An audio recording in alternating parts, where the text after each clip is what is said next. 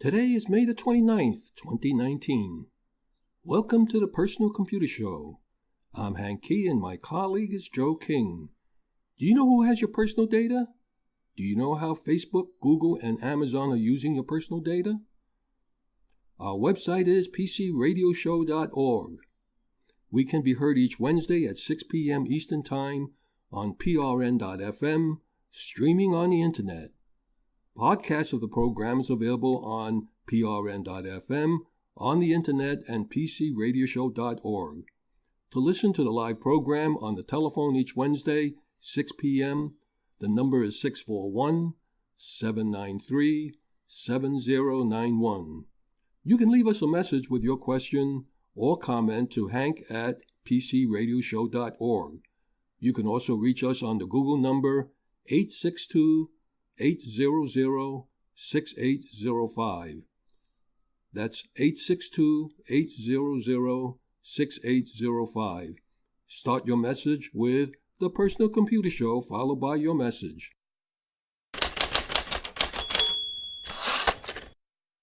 Hackers have been holding the city's Baltimore computers hostage.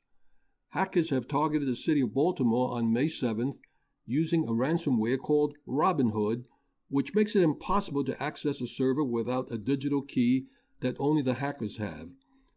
The Baltimore hackers' ransom note, obtained by the Baltimore Sun, demanded payment of 3 bitcoins per system to be unlocked, which amounts to 13 bitcoins to unlock all seized systems. The note threatened to increase the ransom if it wasn't paid in 4 days, and said the information would be lost forever if it wasn't paid in 10 days. Both deadlines have since passed. The city government is refusing to pay, meaning that the government email systems and payment platforms the attack took down remain offline. The attack has also harmed Baltimore's property market because officials were unable to access systems needed to complete real estate sales. Baltimore Mayor Jack Young, who's officially been in his office less than a month, said in a statement on Friday that city officials are well into the restorative process and have engaged leading industry cybersecurity experts who are on site 24/7 working with us. The FBI is also involved in the investigation. Some of the restoration efforts also require that we rebuild certain systems to make sure that when we restore business functions, we are doing so in a secure manner. He did not offer a timeline for when all systems will come back online. The Baltimore City Council president also plans to form a special committee to investigate this latest attack and try to ensure it doesn't happen again. A similar attack using Robinhood hit government computers in Greenville, North Carolina in April. A spokesperson for Greenville told the Wall Street Journal that the city never wound up paying and that while systems aren't entirely restored, all our major technology needs are now being met. More than 20 municipalities in the United States have been hit by cyber attacks this year alone, and such attacks can be expensive, perhaps especially if targets say they won't pay. In 2018, hackers demanded that Atlanta pay about $50,000 in bitcoins as part of a ransom attack. The city refused, and according to a report obtained by the Atlanta Journal-Constitution and Channel 2 Action News, the attack wound up costing the city $17 million a fix. Ransomware attacks aren't new, but we're still figuring out how to deal with them. In 2017, a ransomware called WannaCry targeted tens of thousands of computers using Microsoft Windows operating systems in more than 100 countries. Officials in the United States and the United Kingdom eventually blamed North Korea for the attack. Also in 2017, corporations in the United Kingdom, France, Russia, Israel, and Ukraine experienced ransomware attacks. U.S. hospitals were also targeted. The basic idea behind ransomware is simple. A criminal hacks into your computer, scrambles your files with unbreakable encryption, and then demands that you pay for the encryption key needed to unscramble the files. If you have important files on your computer, you might be willing to pay a lot to avoid losing them. Ransomware schemes have become a lot more effective since the invention of Bitcoin in 2009. Conventional payment networks like Visa and MasterCard makes it difficult to accept payments without revealing your identity. Bitcoin makes that a lot easier, So the past 4 years, you have seen surge in ransomware schemes striking unsuspecting PC users. Some ransomware schemes are so sophisticated they even invest in customer service, helping victims who want to pay their ransoms navigate the complexities of obtaining bitcoins and making bitcoin payments. Since then, a number of sectors and organizations have made improvements to their security practices to protect against ransomware. But the latest Baltimore attack exemplifies what a whack-a-mole game this is. One area improves its practices, and hackers just go looking for another. When 9/11 hit the financial institutions, they were able to activate their contingency of a backup site for processing and restoring data from backup files within days. You don't pay ransom for there's no guarantee that hackers will hold their end of the bargain if a victim pays. If the systems were restored, what is the integrity of data that had not been altered? Didn't these municipal systems have a contingency backup plan?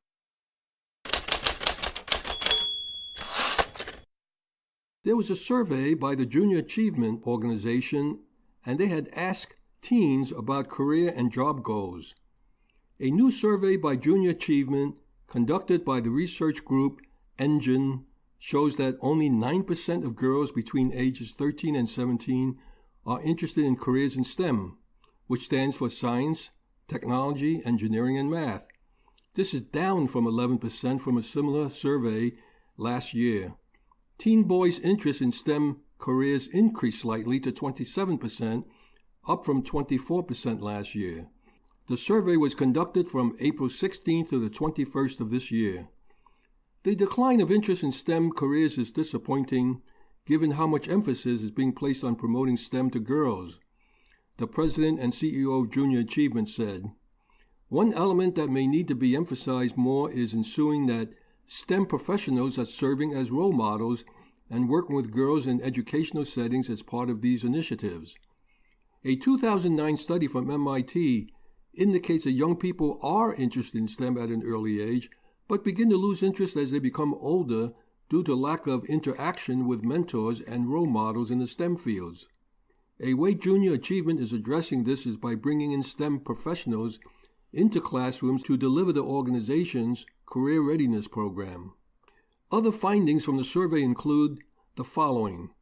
85% of teens says they know what kind of job they want after graduation, down slightly from 88% in 2018. While girls' interest in STEM careers like engineering, robotics, and computer science decline, their interest in careers in the medical and dental fields increased by 25%, up from 19% in 2018. Half of all teens, that's 51%, expect to work this summer. However, more than two-thirds of the 16 and 17-year-olds, that's 69%, expect to have a summer job. Top summer jobs include retail, 26%, food services, 26%. These are followed by outdoor work, 17%, and babysitting and childcare, 14%. Very few, 5%, anticipate working in an office over the summer. Junior Achievement delivers programs focused on promoting work readiness, entrepreneurship, and financial literacy to students in grades K through 12. Junior Achievement programs help teens better understand the connection between what they learn in school and how it will apply toward their future careers. In 2018, Junior Achievement of New York reached 90,000 students across the 5 boroughs of New York City, as well as Long Island and Lower Hudson Valley. Recently, there's been a lot of talk about the gig economy. Well, we know what it is. We know what the top jobs are in the gig economy, but is it for everyone, and is it something that should be taken seriously? And in a recent study, the statistics are quite surprising. The gig economy proves that independent contract work is much more than something to do between jobs. And for many, it can be a full-time career. Freelancers, independent consultants, whatever you call them, the rise of the gig economy has been a major force to be taken seriously. Freelancing often is regarded as something to do between full-time jobs. Now, nearly 55 million Americans are working in micro-businesses or freelancing. That's 35% of the U.S. workforce alone. Research has uncovered some key realities for gig workers last year.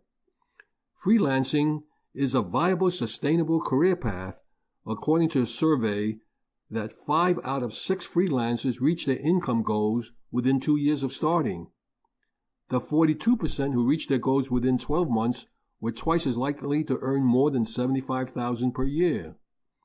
Some 54% report they are saving for the future, and 60% have life insurance. Both figures bode well for an economy that is increasingly reliant on freelancers, since contract workers don't receive corporation-sponsored benefits.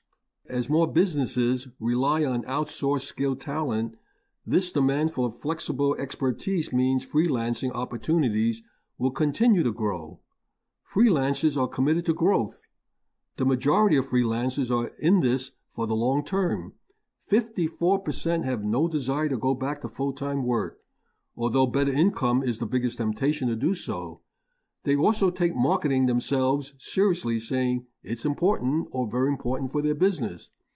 They spend up to $100 each month on marketing initiatives, but a little more than half of them think marketing is too time-consuming, and 41% also say it's too expensive. The majority, a surprising 86%, do it completely on their own. And here's the rub, though. Those who spend more than $100 per month on their marketing earn significantly more than their less promotionally minded colleagues. Seasoned freelancers are a happy lot. While millennials have broken ground by using social media marketing to launch their career, they aren't the first generation to embrace freelancing. Older freelancers, those age 35 and older, are far less likely to return to full-time employment than their younger peers, and 57% are satisfied with the work-life balance that freelancing brings. Another interesting finding examines how respondents choose to label themselves. This says a great deal about their self-image and the career paths they envision. Half of the respondents identified as self-employed.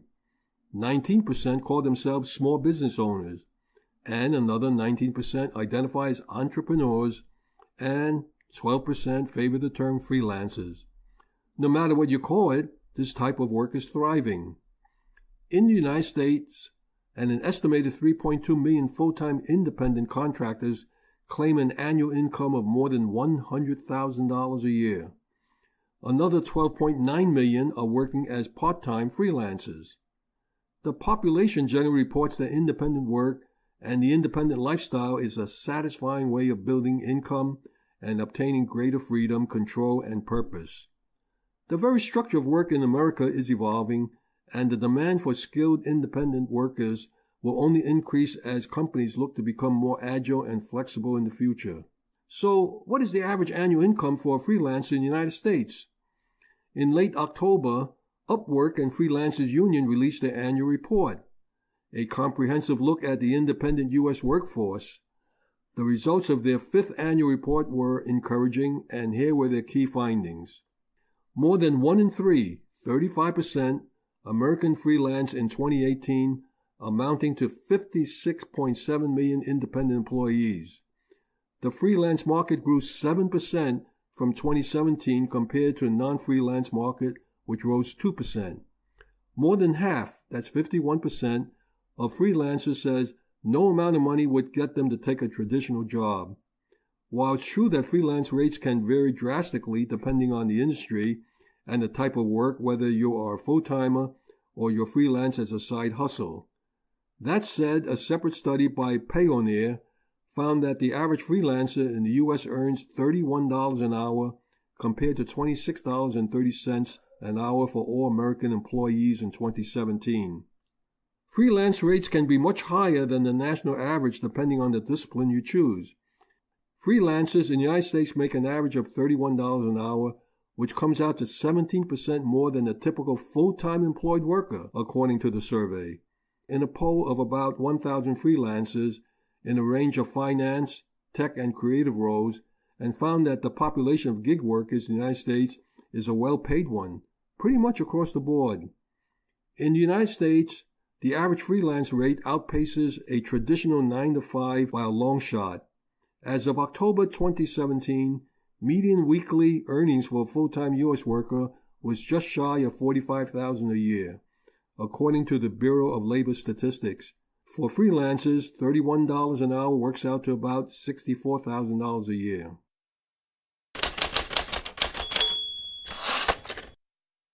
Presenting Benjamin Rockwell on his IT Pro Series, Exploring Types of Servers. This is Benjamin Rockwell, and I'm here to give you some benefit from my experience of being an IT professional of many, many years. This week, I want to kind of give you an idea of servers.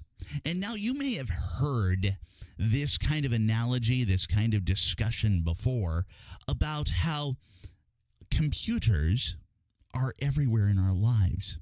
Servers are actually everywhere in our lives. We aren't always aware that all of these servers exist, but they do exist. They do provide us many things.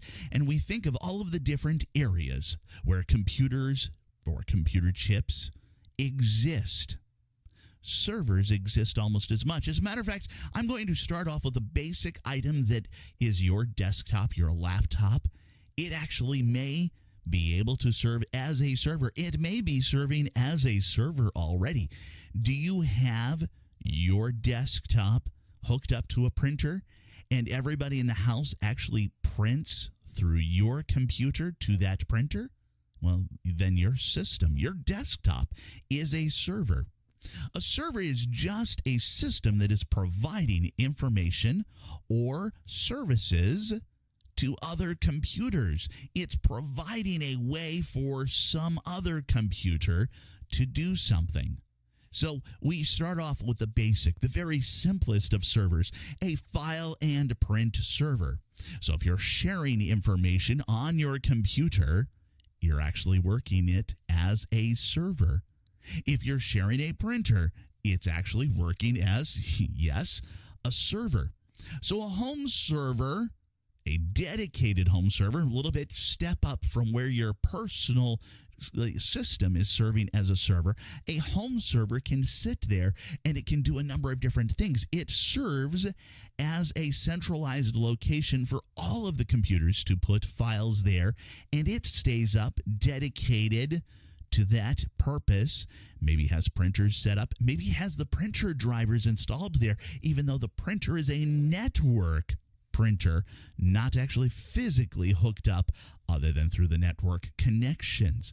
This is just another step beyond your desktop serving as a server. Now, let's go that next step up. So many of the home servers are very basic, very simple. They don't do a lot of security. They don't do a lot of interaction. They don't really share a whole lot of information. You can't just put another one next to it and then just type in a few words and all of a sudden they're talking to each other and they're sharing and working together to provide you with a unified experience. That turns into more of that small business experience. And then when we move into the business world, we start talking about Windows Server 2016, 2012, 2008. You might have heard these numbers along the way. And that's just servers, and they're dedicated, and they may be serving up information to a number of people throughout your organization, or even sometimes external to the organization. As companies get larger, they may bring a web server in-house. It's just another physical device that is sitting there, and it's operating, and it's providing information to anybody who requests it, so long as they have authentication or they have the rights to access it. Another type of server from there is a mail server. As a matter of fact, we access mail servers on a regular basis. When you're downloading your email, you're accessing a mail server. Hopefully that mail server is secured, it's locked down, and nobody else can get to it, but it's still a server, and it's still being used by you. Now, let's move on to something a little bit more advanced. That's just mail.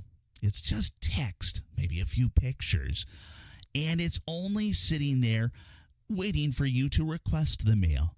What about An application server. What is an application server? Well, that's where the server sits there and it's actually starting to do some processing, more than just receiving mail and filing through it and sending it to the right people and protecting you utilizing antivirus software. It may be providing an entire chunk of computing power operating between database servers. I'll get there in a moment. And the users. It's providing an application. Much like you start up Microsoft Word, this application server is doing a lot of thinking. We frequently see this kind of thing in more of a small enterprise to larger enterprise software packages, like an ERP software, enterprise resource planning software. And that ERP software runs the entire company. Now, some of the different things that you put into that application server wind up being stored or reutilized through your interaction. But then when you're not connected, it also does a lot more thinking, a lot more processing, and it works with a database.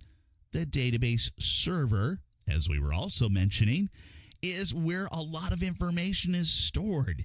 It's stored in a database, but now it can serve as a database for a lot of different people. Additionally, we can have that database do a lot of just database processing, sorting of information, putting out automatic reporting, doing a number of different things, much like an application server. So when we boil this all down, all of these different servers are operating very similarly to each other. They're doing slightly different things in slightly different ways. But what brings them all together is that one name. They're all operating as a server, providing an application or service to you. This is Benjamin Rockwell. Back to you, Hank. Thank you, Benjamin.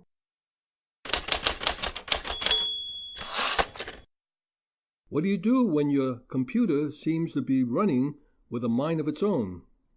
There are apps when installed that refuses to be uninstalled. There are instances when your Windows operating system appears to be running out of control. You run the registry cleaner. You clean up extraneous files with crap cleaner or CCleaner. It didn't help at all. Your first step is to do a system restore to a date prior to the date of the problem. If you did not have the saving the system restore point set on, well, then you've had a teachable lesson. In most cases, it does solve the problem. But what if that doesn't fix the problem? What's next? You go to Plan B. Use the System File Checker tool that's built into Windows to repair missing or corrupted system files. If some Windows functions aren't working or Windows crashes, use the System File Checker to scan Windows and restore your files. How do you do it? Well, get into command mode in administrative mode and then run System File Checker, that's SFC. That's SFC space /scan now. I'll repeat that again. SFC space /scan now, and then you press enter. This will take a while to run. Just be patient. Go out and have a mug of coffee. Wait a minute, change that to a carafe full of coffee.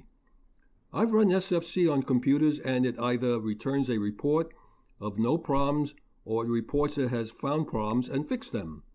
In rare cases, it does report corruption found and not able to do a fix. When that happens, you go to Plan C. Microsoft has a Fix-It utility. Just do a search in the URL typing the following: Microsoft space fix space it space tool. I'll repeat it again. It's Microsoft Fix It tool. If you're not on the computer that has the problem, just save the troubleshooter to a flash drive and then run it on the computer that has the problem. What does this fix? Corrupted registry keys on a 64-bit operating system. Corrupted register keys that control the update data. Problems that prevent new programs from being installed. Problems that prevent existing programs from being completely uninstalled or updated. Problems that block you from uninstalling a program through add or remove programs, or Programs and Features in the control panel. If the problem persists, then go to Plan D, which is to rebuild the operating system. By the way, you did do backup on your data on a regular basis, right? Let's say you need to reinstall the Windows operating system. When you purchase a system today, the distribution version of the operating system is stored in hidden partitions. If it was a Windows 10 operating system on the computer, a factory reset will get you back to the release version of Windows 10 at the time of purchase. After the reinstallation over time, your computer will be upgraded to the latest version of Windows 10. You will need only to reinstall the applications originally on the system with the associated data from your backup files. But what if the factory reset gets you back to Windows 7, which you had subsequently upgraded to Windows 10? The free upgrade of Windows 7 to 10 from Microsoft terminated at the end of 2016. There were Microsoft Windows build releases, version 1507, 1511, and 1607 prior to the beginning of 2017. If you have downloaded any one of those releases, you can still do a free upgrade of Windows 7 to Windows 10. These Windows 10 build versions are still available from Microsoft, but at a price. They are available from third-party sources, free. One site is windowsiso.net. That's windowsiso.net. Even if you don't need it today, but the hidden partitions is Windows 7, download the appropriate build release before Microsoft formally requests third-party sites to cease distribution. The downloaded file is in ISO or image format. When you open the ISO file in Windows 10, you have opened a subdirectory of all the files in the Windows 10 distribution. Copy these files onto a USB drive and run the setup.exe to upgrade your Windows 7 to 10. You can run a clean install instead of the upgrade if you have the Windows 7 product code. What if you had mislaid the product 7 product code?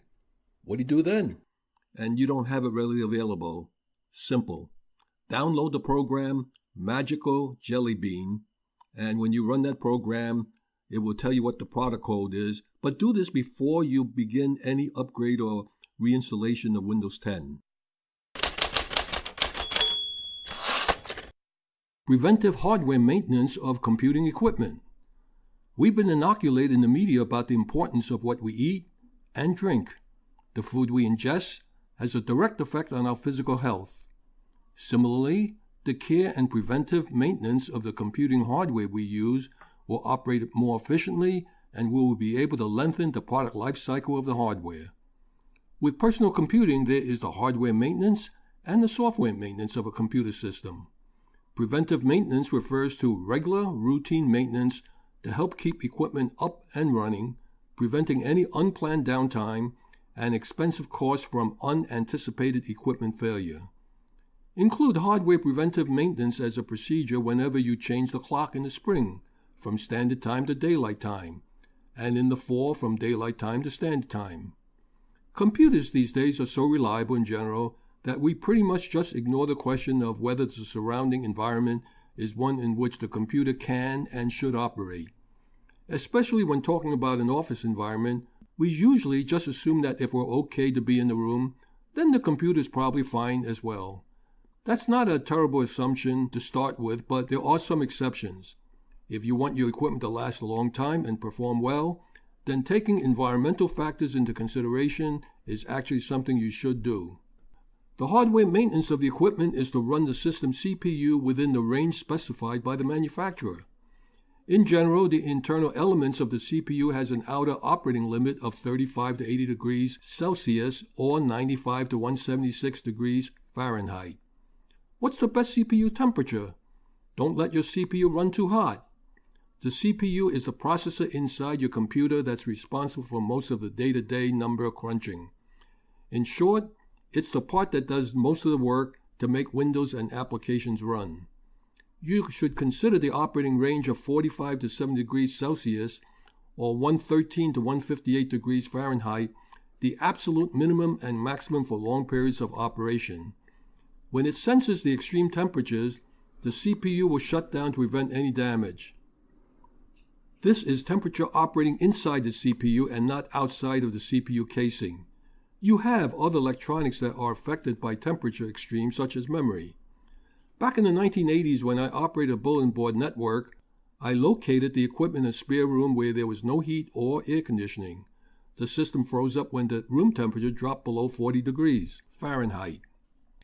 Most people will not have to worry about cold temperatures when operating the computer, but heat is a common problem in the operation of a computer system.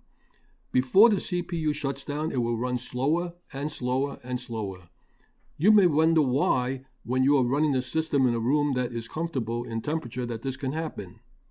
The fan dispersing the heat inside the system unit may not be functioning properly. Most users do not realize dust builds up inside a desktop system unit as well as inside a notebook. Some are running tower systems. To not clutter desktop space, many opt to place the unit at floor level. This placement attracts more dust at this level than the desktop. Another factor are those who have pets at home. Pet hair accumulation around the fan will cause the fan to rotate at a much lower RPM and in effect not be able to cool the CPU unit.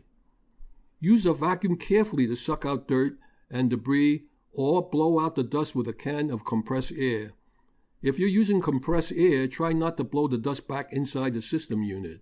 If you are able to open the desktop system unit or open the notebook to access the inside, the dust cleaning would be a simple task. The placement of a system unit should have spacing where the fan can blow out. Backing it against the wall would inhibit the fan to be effective. With desktop units, you also have connecting cables. Make sure they are not bent to a point where it's not making good contact with the connecting ports. The ideal temperature is as cool as possible, which usually means room temperature. Since a hot running CPU could cause problems ranging from unwanted system crashes to physical damage to the process itself, you can keep it cool by controlling fan speeds. Another item you should check periodically is a surge protector. The surge protector protects against sudden electrical spikes. When it happens, it will render the surge protector to be useless unless the surge protector can be reset. If you see the light blinking on the surge protector, it means it's time for replacement or you need to do a reset on the surge protector. If you live in a city like New York where there is rolling brownouts during the summer, to prevent a total power shutdown, it is recommended you connect your equipment to a UPS battery backup unit. Prices have fallen sharply for this equipment. Units are available for less than $40, which is not that much more than a surge protector with reset feature. A brownout is an intentional or unintentional drop in voltage in an electrical power supply system. Intentional brownouts are used for load reduction in emergency. The reductions last for minutes or hours. The irregular power supply during the brownout can ruin your computer and other electronic devices. Electronics are created to operate at specific voltages, so any fluctuations in power, both up and down, can damage them. A UPS with voltage regulation can prevent any damage to equipment. Most modern CPUs, including AMD, have a protection feature that automatically shuts them down if they get too hot, so that actual damage is unlikely. You can check the specifications of your particular CPU, which details the maximum operating temperatures for many processors. How does one check CPU temperature? Download the program HWinfo by doing a search using the following syntax. Download space HWinfo. That's download space HWinfo. This program is free and it does very detailed hardware monitoring. It will monitor the CPU temperature, speed of the fan, and the life of the battery in the notebook. Temperature is very easy to dismiss because most of us don't think about it when it comes to computers. We just assume it doesn't matter when in fact it does. As long as you know when and when not to operate a computer based on temperature, you should be, well, A-OK. Also bear in mind that all computer hardware and laptops has specifications that state minimum and maximum operating temperatures, and they're usually 100% accurate and it needs to be observed.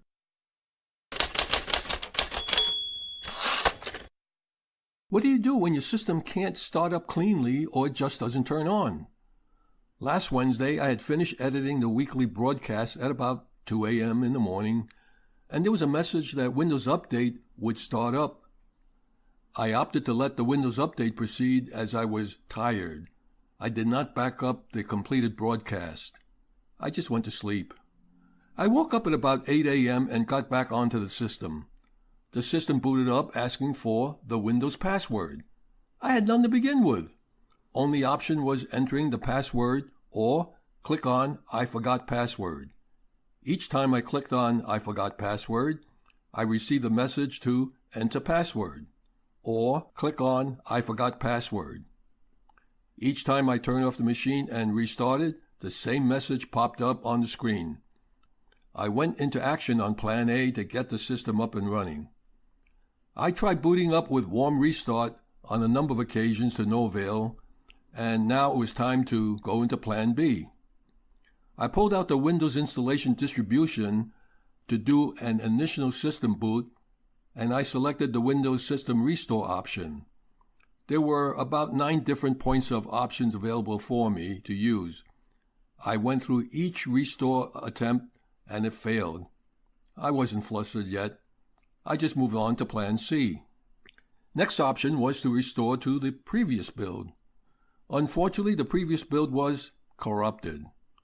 Well, I next tried to do a factory reset without losing data. Murphy's Law was in effect. It was not possible to do a clean system install without erasing the data. I had just spent 3 hours trying to retrieve the data, and the clock was ticking. So, rather than spend any more time on it, I called Microsoft support. The technician suggested all the steps I had gone through. His final recommendation was just do a factory reset, forget about any data being available. According to him, there was no other option. But in the back of my mind, I always had a last resort. I removed the hard disk drive from the notebook in question and installed the hard drive into an external enclosure. This in turn was connected to another system I had available. This enabled me to recover last week's broadcast. When you are removing any component part from a notebook, just remember to disconnect the AC power and remove the battery from the unit first. What lessons were to be learned? Well, turn off the automatic Windows update and do the manual update, and don't feel bad that you're not doing an update immediately as soon as it's released. In fact, I would hold off until there's no other complaints on it. There had been a lot of complaints about the Windows 10 update, release 1807. Make sure your system restore for the drive C is on, because that's where your operating system is. And in my case, I had on hand a spare external enclosure, and if you don't have one, you can get one for about $10 at Micro Center so that you can move the hard or solid state drive into that enclosure. Also have available a Windows 10 distribution media available. If you don't have it, there is a website you can go to. It's called windowsiso.net. That's one word, windowsiso.net. They have many of the 7, 8, 8.1, and 10 distributions of Windows available. In my case, for Windows 10, I keep the releases that were in 2015 and 2016. I don't necessarily have to worry about keeping up to date on 17 and 18. Reasons are very simple. If you install Windows from 2015 or 2016, it would do a free upgrade of 7 or 8.1 to Windows 10. If you use the later ones, it won't. Download the hardware maintenance manual so you know how to open up the unit to remove the hard disk drive. If you do not or are unable to get a clean boot, try restore to a prior system restore point that was working. If unsuccessful, try all other restore points. If that is unsuccessful, then restore to a prior build. If that is unsuccessful, well, you know the drill.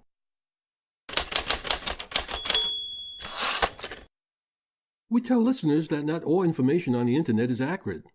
For me, if there's any question about a news item or statement, I try to get it verified from more than one source. But what do you do when there's a conflict of information with a research study in which 2 U.S. government agencies are at odds with each other? One says there's a clear cell phone cancel link. and that is based on a recent study by the National Toxicology Program under the National Institute of Health, showing clear evidence, at least what they say, of a causal link between cancer and exposure to wireless cell phone signals. These are results from a $30 million NTP study demonstrating that cell phone radiation caused Schwann cell cancers of the heart and brain, gliomas in rats, as well as DNA damaged in the brain. That's big news. In the National Institute of Health news release, NTP senior scientists said, "We believe that the link between radiofrequency radiation and tumors in male rats is real, and the external experts agree." But amazingly, the FDA, which is the Food and Drug Administration, says it disagrees with this carefully conducted peer review study finding of clear evidence of really ill effects. According to the director of the FDA Center for Devices and Radiological Health, these findings should not be applied to human cell phone usage. They add that we believe the existing safety limits for cell phones remain acceptable for protecting the public health. While expressing this opinion, Dr. Shurin of the FDA neglects to note that the International Agency for Research Center on Cancer, a part of the World Health Organization, classifies radiofrequency radiation from wireless devices as a possible human carcinogen based largely on findings of increased risk of gliomas and Schwann cell tumors in the brain near the ear in humans after long-term use of cell phones. Thus, the same tumor types are elevated in both animals and humans are exposed to cell phone radiation. The FDA's position is quite unusual because it was this agency that nominated cell phone radiation emitted from wireless communication devices to the NTP for studies in experimental animals so as to provide the basis to assess the risk to human health. At that time, the FDA reasoned that existing exposure guidelines are based on protection from acute injury from thermal effects of radiofrequency radiation exposure and may not be protective against any non-thermal effects of chronic exposure. By adopting this new position and ignoring the NTP's results, the FDA is clearly shirking its responsibility of assessing the impact on human health of radiofrequency radiation. Simply claiming that conclusions about human risk cannot be drawn from animal studies runs counter to standard practices of evaluating human cancer risk by public health agencies.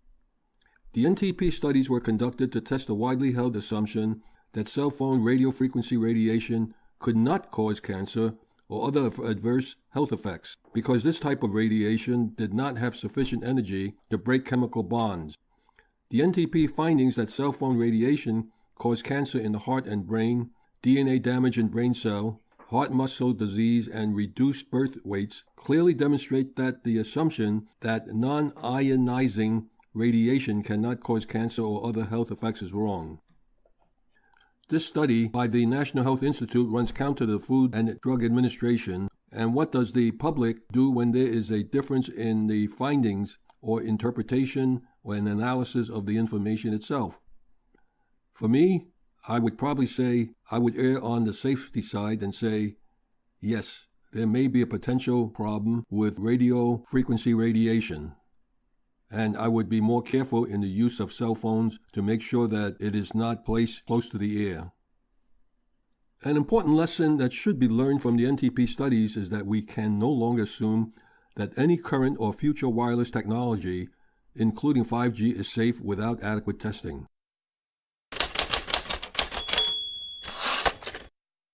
Presenting Marty Winston on his shooting pains. Actually, he's building in his home a little TV studio for recording, and he's got a lot of painful things to do.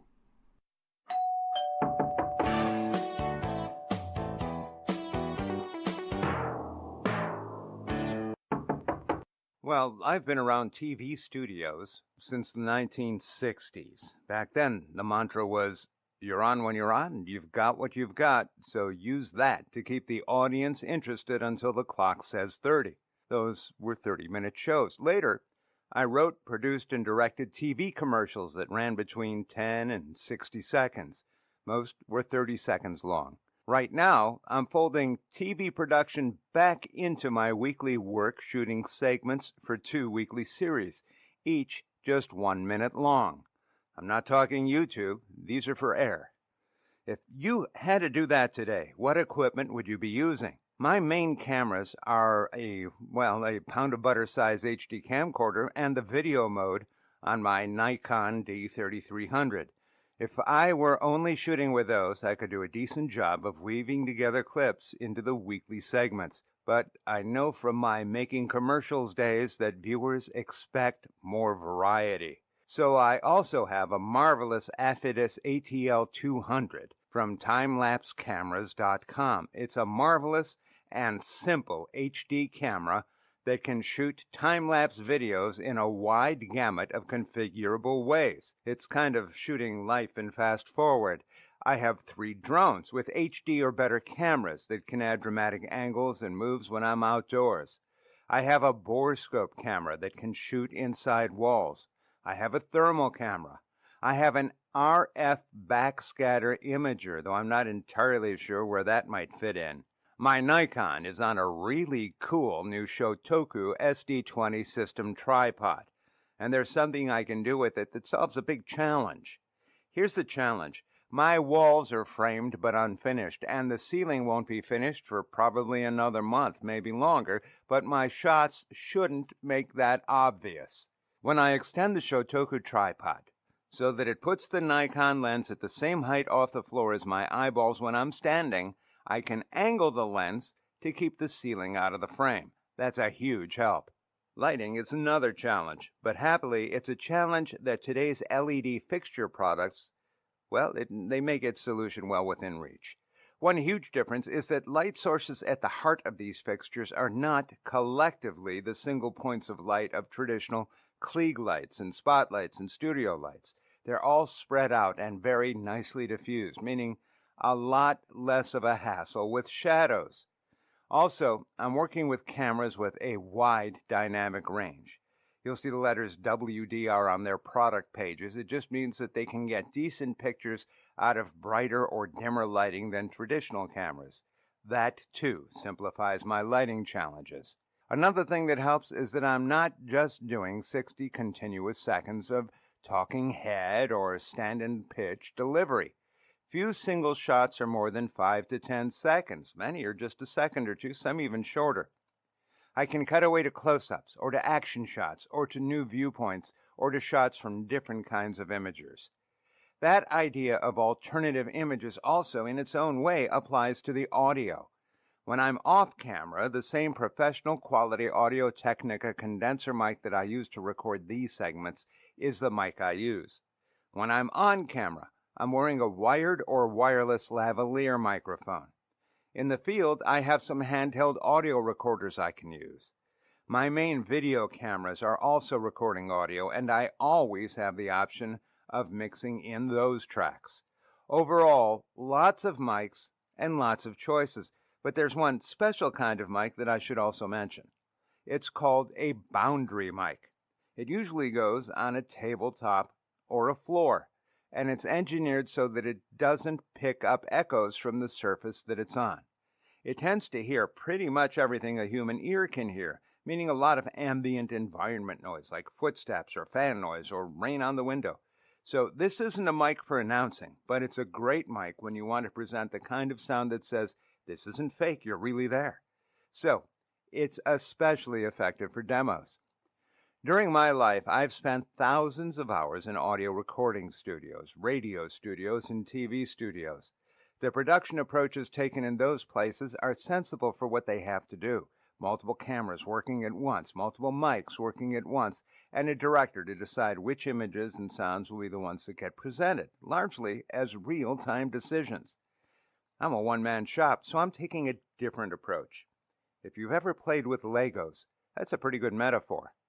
I have lots of different kinds of assets. Of course, videos that I've shot, video clips, maybe some stills, audio tracks, an underlying music bed, and an idea of the story I want to tell. I'll write myself a script for setup and for linking moments, record on mic the parts where I don't have to be on camera, and shoot the bits of video when I do. As I fiddle with these assets, I think about places where captions may help, and I lay those in. Do I like what I see? Sometimes. Or sometimes I may start over. When I'm doing radio, just audio, I tend to use Audacity as my editor. When I'm doing video, I've been using for decades Vegas Pro, but I'm also looking forward to trying the newer Vegas Movie Studio 16 suite. It looks promising. It may simplify a lot of things that, challenge me. I mean, listen, when you finish a rack of barbecue ribs, you can't exactly send the bones back to the kitchen and say, here, make me a new pig. If you want a pig, it takes more than a few pieces of skeleton to make it happen. Producing for TV or radio is like that too. My challenge is to turn what's essentially show and tell into storytelling, and to make it interesting, and to keep it interesting. That's why I keep so many different kinds of cameras around to present the most interesting image I can muster. It's why I use a variety of mics and snag audio from more than just my moving lips. You may have heard the calls sound, lights, camera, action. It takes all that to get a scene rolling. Next time, you won't be rolling around on the floor, but you will learn about Rigid Core LVT, just about the most trouble-free and durable flooring ever. I sat down with experts, and I'll have a lot to share. Thank you, Marty.